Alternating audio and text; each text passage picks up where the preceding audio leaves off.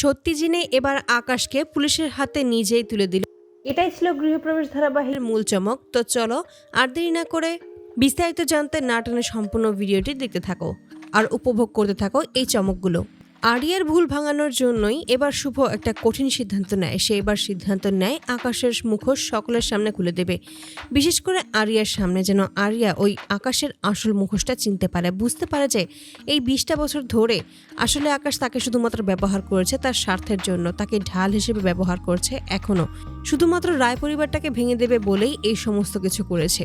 কিন্তু এভাবে বললে আরিয়া কখনোই বিশ্বাস করবে না, এটা খুব ভালোভাবেই শুভ বুঝতে পারে। তার জন্যই সে সিদ্ধান্ত নেয় এবার সে প্রমাণ জোগাড় করবে ওই আকাশের বিরুদ্ধে।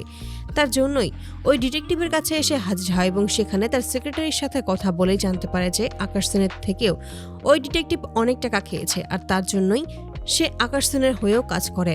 এতে করেই ওই সেক্রেটারির মাধ্যমেই লুকিয়ে চুপি সারে ওর কেবিনের ভেতর প্রবেশ করে এবং সেখানে গিয়েই ছোট্ট একটা ক্যামেরা রেখে দেয়, যার মাধ্যমে সমস্ত প্রমাণ সে কালেক্ট করতে পারবে। এতে করে যখনই সমস্ত প্রমাণ কালেক্ট হয়ে যাবে তখন সমস্ত সত্যিটাই এবার আরিয়ার সামনে সে তুলে ধরতে পারবে, এমনটাই প্ল্যান করে।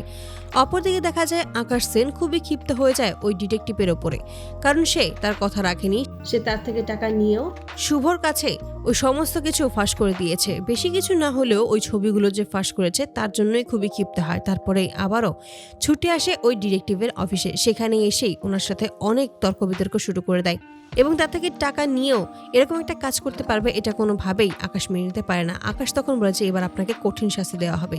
তখনই ডিটেকটিভ হাত জোর করে ক্ষমা চায় আর বলে যে এবারের মতো আমাকে ক্ষমা করে দিন, আমি আপনাকে বলছি আর কখনোই এমন কোনো কিছু হবে না, আমি সত্যি বলছি, আর কোনো তথ্য ওরা আর জানতে পারবে না। ঠিক তখনই আকাশ সেন বলে ওঠে যে আর কোনো কিছু এমনিতেও ওরা জানতে পারবে না, কারণ যাকে আমি তৈরি করেছি ওদের বিরুদ্ধে সে ওদের নিজেরই লোক। হ্যাঁ, ওই আরিয়াই হলো শ্রী, কিন্তু সেটা কোনোদিনও ওরা প্রমাণ করতে পারবে না। আরিয়াকেও আমার কাছ থেকে কেড়ে নিতেও পারবে না, কারণ আরিয়াকে আমি ওইভাবেই তৈরি করেছি যেন ও আমার কথাই শোনে, আমার হয়েই লড়াই করবে এখন থেকে। আজকেও যেভাবে লড়াই করেছে এভাবে আগামীতেও আমার হয়েই লড়াই করবে। আমি কোনো বিপদে পড়লে ওকে আমি ঢাল হিসেবে খুব অনায়াসে ব্যবহার করতে পারবো। এই সমস্ত কথা তখন ওই সিসিটিভি ফুটেজে কালেক্ট হয়ে যায় এবং সুযোগ বুঝেই শুভ সেখানে আসে ওই সমস্ত প্রমাণ কালেক্ট করার জন্য এবং সেখান থেকে নিয়ে গিয়েই আরিয়ার মুখোমুখি হয় এবং আরিয়াকে সমস্ত কিছু দেখায়। এতে করেই আরিয়া অবাক হয়ে যায়, কারণ সে কখনোই ভাবতে পারেনি যে তার ড্যাড আকাশ সেন এরকম একটা জঘন্য কাজ করতে পারবে, এতটা নিচে নামতে পারবে।